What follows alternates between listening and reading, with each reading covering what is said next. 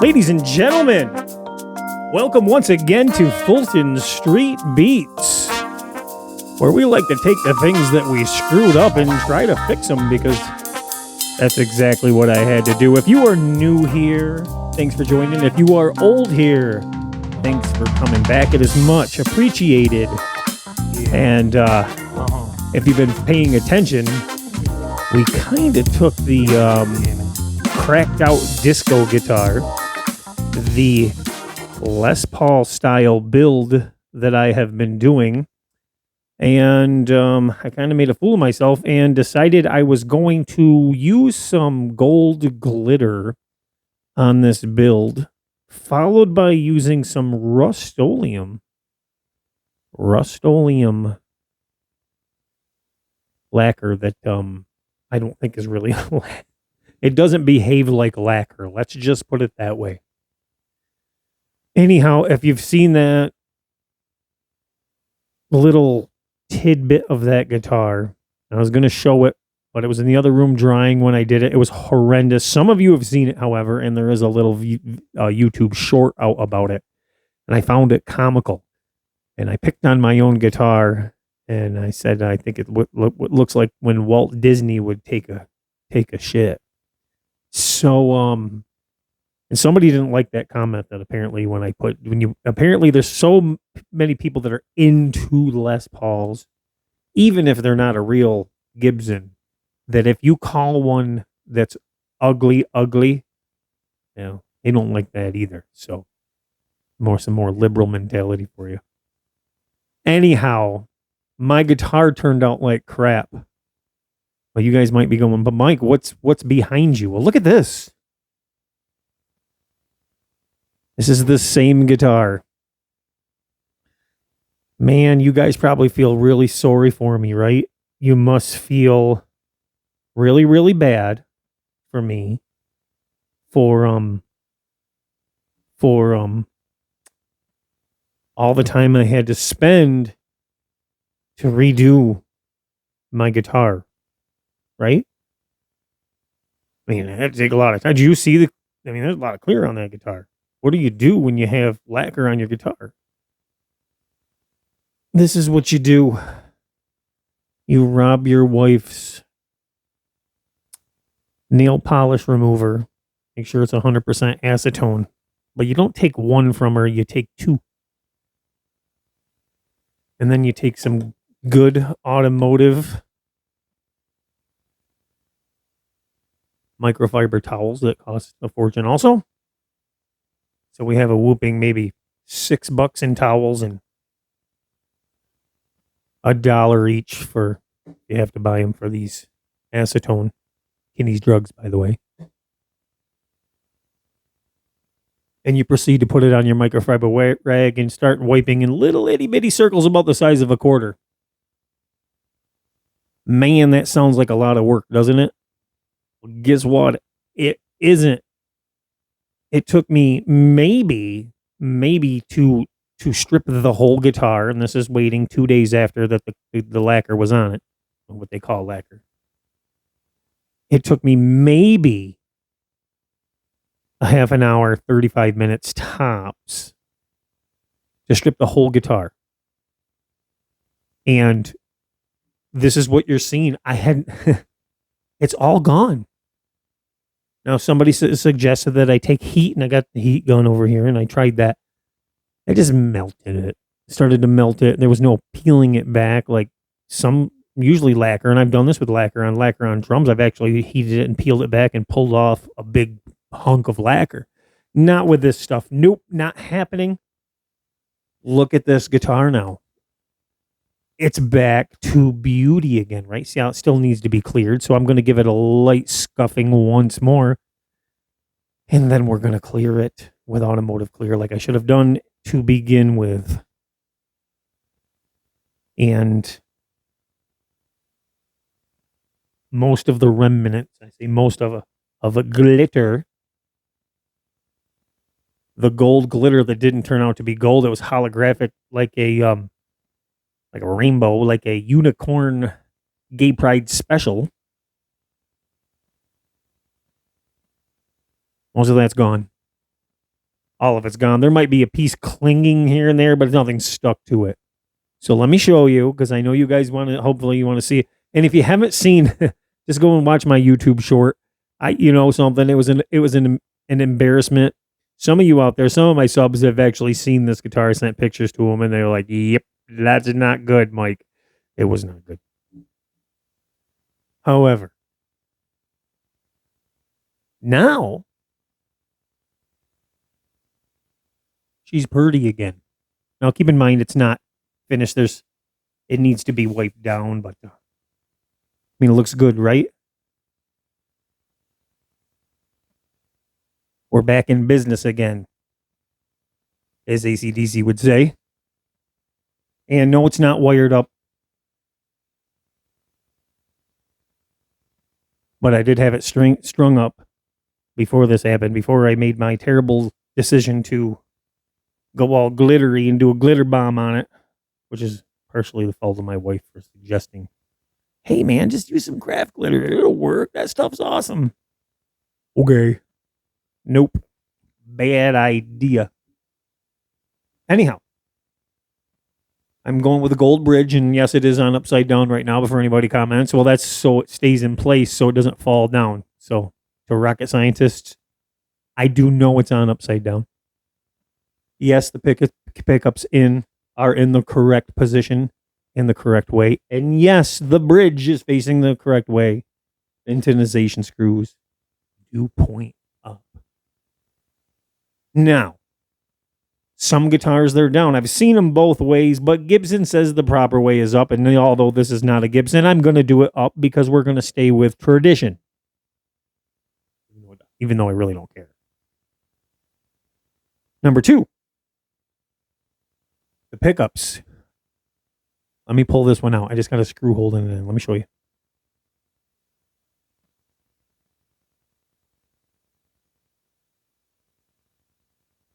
So they're decent pickups. I'm sure they're pretty decent. They'll sound good. They're, humbucker. But what do they always have when you get guitars like this or pickups like this? You always get microphonic feedback. That's because they're not wax potted. Oh my God, I gotta go out and buy me some new pickups because they're not wax potted. I got microphonic feedback. Oh my God, what do I do? How many videos have you seen with people bitching about microphonic feedback?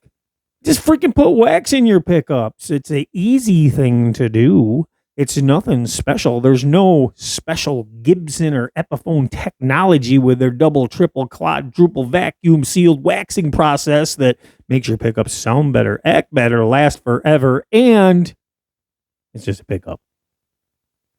That's right. You too at home can wax pot your pickups. There's many ways of doing it. Some people dip their pickups in hot wax, let the wax go in, and wipe the wax off. I find that a very dirty process, and you don't want to use just any wax. You want to use a wax that is particularly very hard.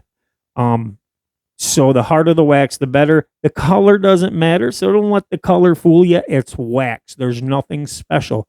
The job of the wax is to prevent microphonic feedback. That's all. So as you can see, this particular pickup right here has wax right out to the end. And no, you don't have to put it out to the end. I just did this and filled it.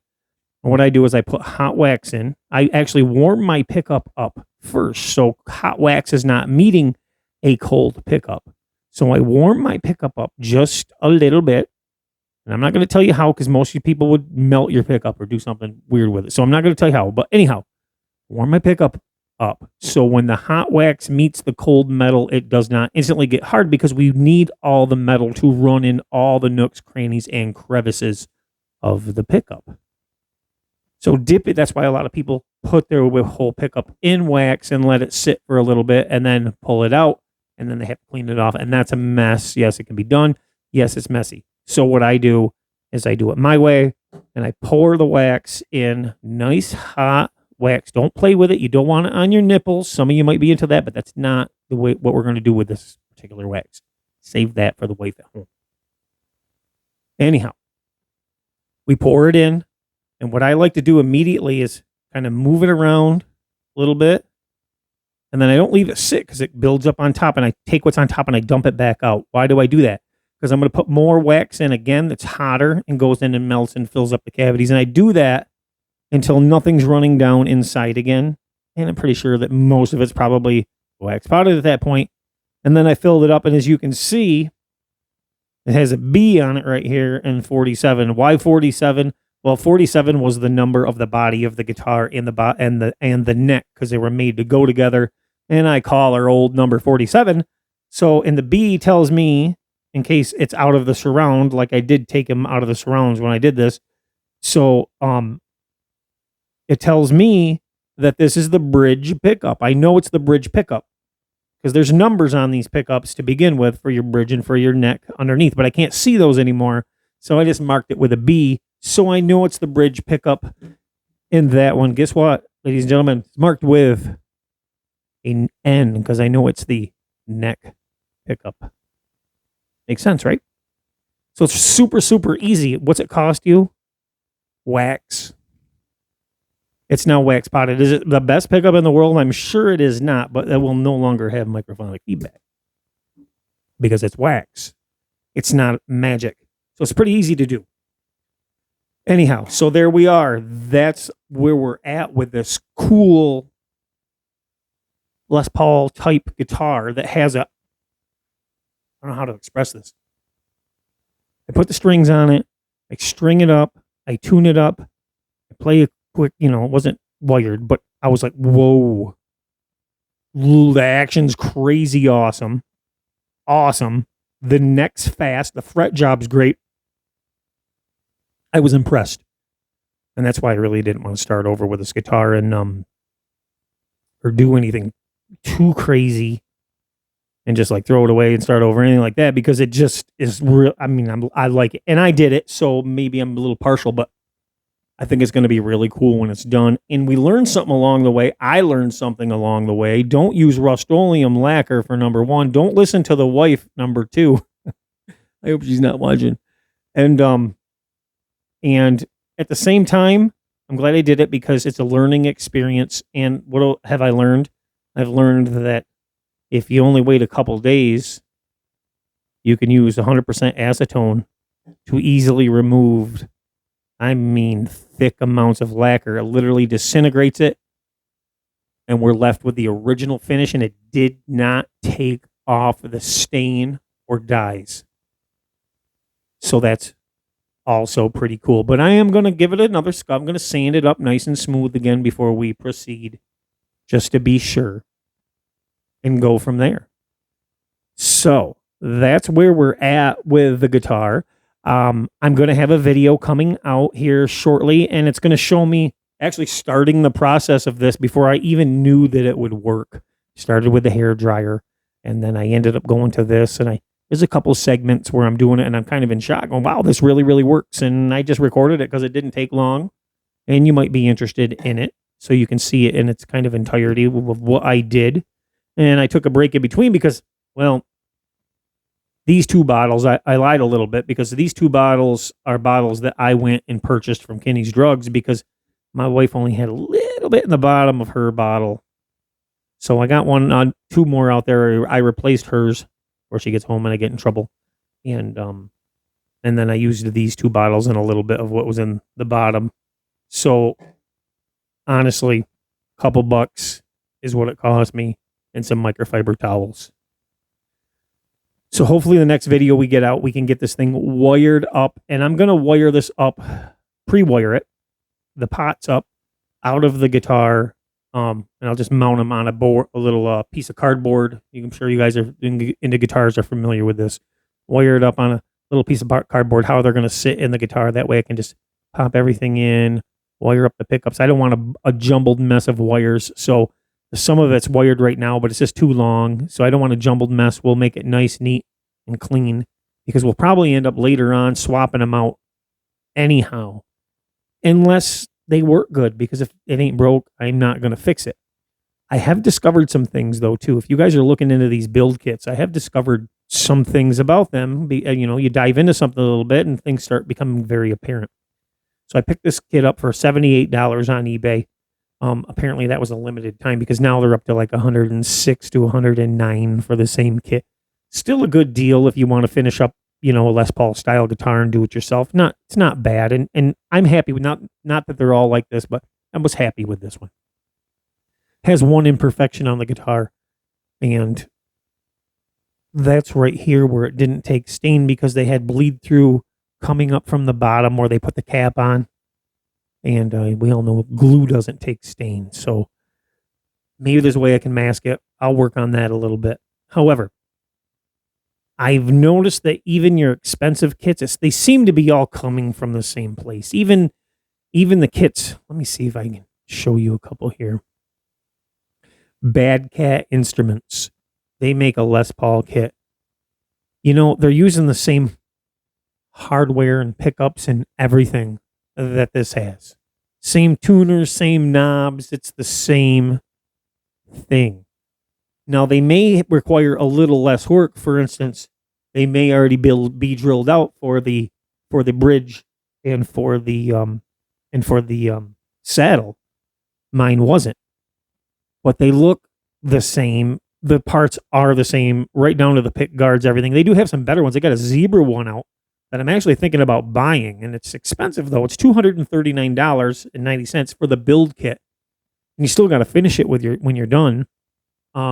So you're still going to be up there by the time you're done, and if you're doing it right, you're in that $400, $500 range by the time you finish it with even if from buying materials or you're taking it to your body guy or whoever you're doing to do it. So there's that aspect. And then there's another one out there, and Stu Mac. And of course, they make theirs pretty. They put theirs in a nice when you get it, it's in foam or a special packaging, where these are just kind of in a box. Same hardware, same knobs, same everything once again. It's not plug and play. There's nothing special going on. You can get theirs with a finishing kit if you like for around, I think it's around $300, maybe a little less. You can get your finishing kit with it, but you still need more stuff when you're done. And do you want to pay that, or do you want to pay around $100 and do it your way? Anyhow, it's the same guitar. They may be a little more quality on how much they're sanded, but they're the same thing. As far as I can tell, I'm looking at them. I went through all the videos. I'm looking at everything. It's identical to this one. There's nothing special. There's nothing that stands out. Now, some of these, there is different levels, and they'll have different style of bindings or artwork in the binding or something like that. And yeah, I can see paying more for that. And then they charge more if you want one that has a set neck. And, what I don't understand is why you got to drill holes for a regular neck. You don't with a set neck. I mean, hopefully even the necks that aren't set are made for the guitar, because you still don't want gaps. So that's kind of weird that they should charge less for a set neck because it's more work for you. They charge less for no holes here because it's more work for you. So I have yet to see like an amazing, whoa, and I'd love to. Look at this build kit with great hardware, awesome tuners, and awesome pickups and stuff like that. I haven't seen those yet. Although they do have a Rickenbacker type bass guitar. And it's by Leo James, I think it is. I think that's how you pronounce it. It's a do-it-yourself electronic bass guitar, ashwood body. It looks just like a Rickenbacker. It even has the truss rod cover that looks like a Rickenbacker truss rod cover, but it has no logo on it. And I love the looks of a Rick bass. I love it. This kit's $179. I don't know. Maybe I should just buy that and finish it and have myself a cool bass guitar. Because I ended up getting rid of the Bullfighter guitar. You guys remember that from the other day?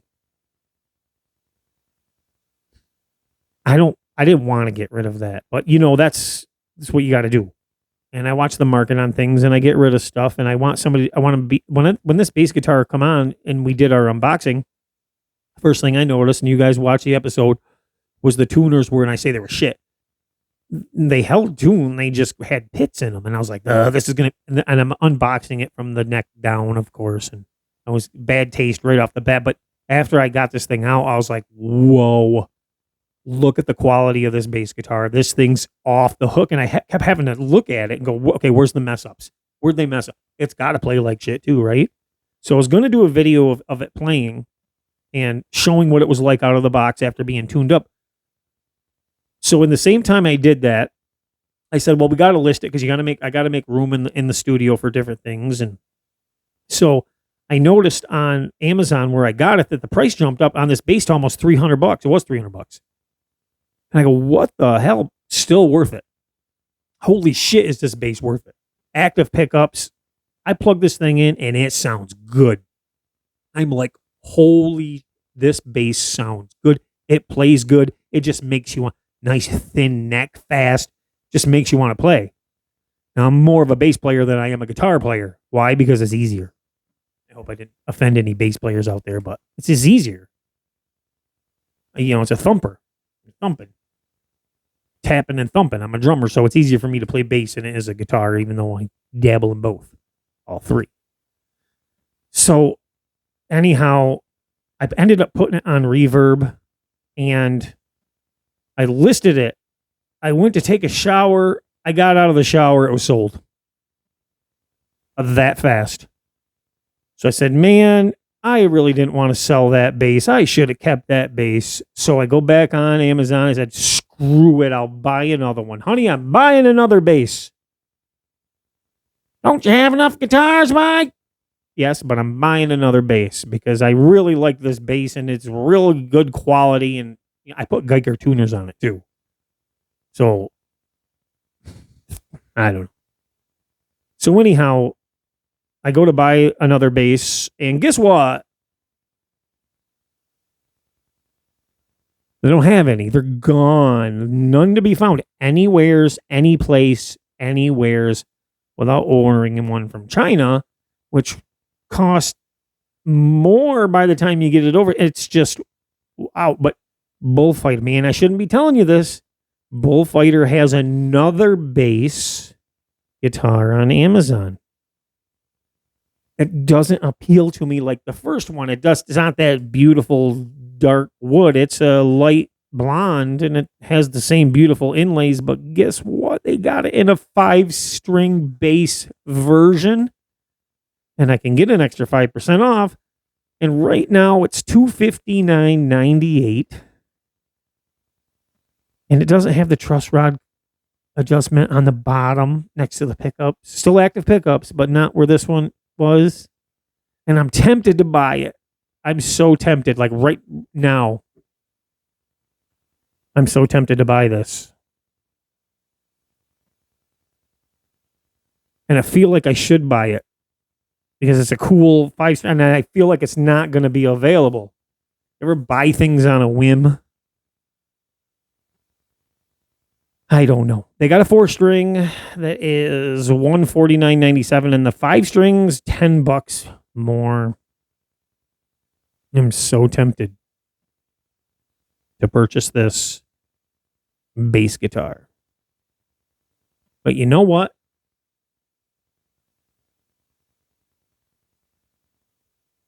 Is it in my cart? It says there are only 4 left in stock. There's only 4 left in stock. This is and I was going to buy a Bad Cat guitar in the zebra wood to refinish, and that's not that much cheaper. That's a build kit. So let me see something here. I got it in my cart. 4 left in stock. What do you guys think? I know you can't. I can't hear you right now. But what do you think? You think I should buy it? You think it's awesome enough to buy it? Awesome! I don't know. So, get free shipping, $13 off. There's tax. It's $266.74 by the time I'm done. Is it a smart thing to purchase? Well, I got a lot for the other one, but to me, this one's just not as pretty. You know what, guys? What's today? What is today?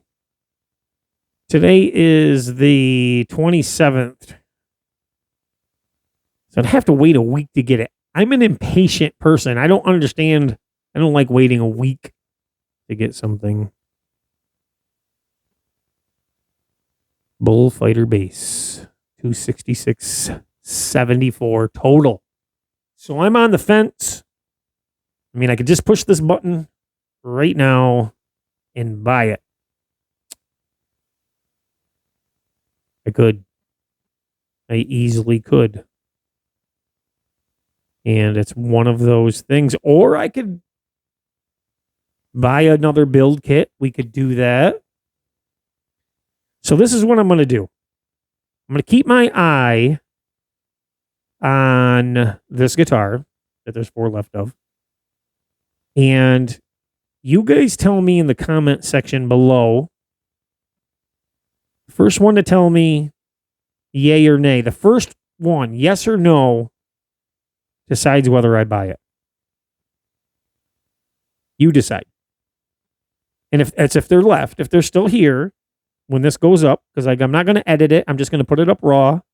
It is what it is. No intro, no exit, no nothing. You guys are going to do it.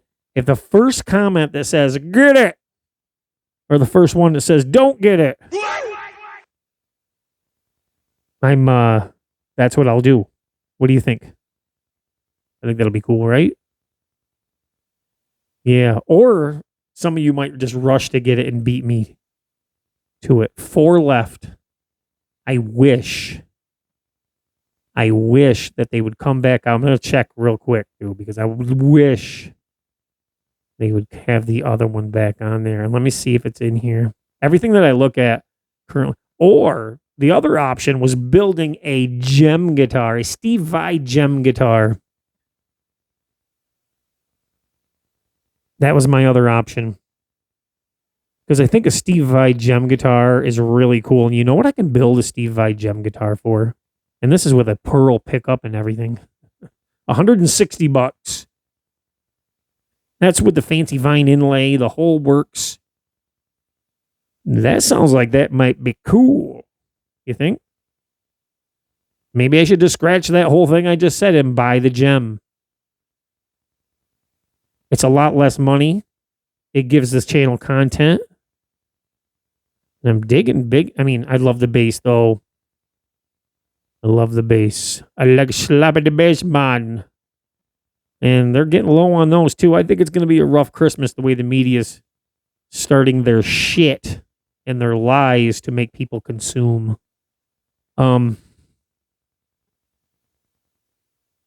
Yeah. You know what? Guess what? Boom. Bought the gem.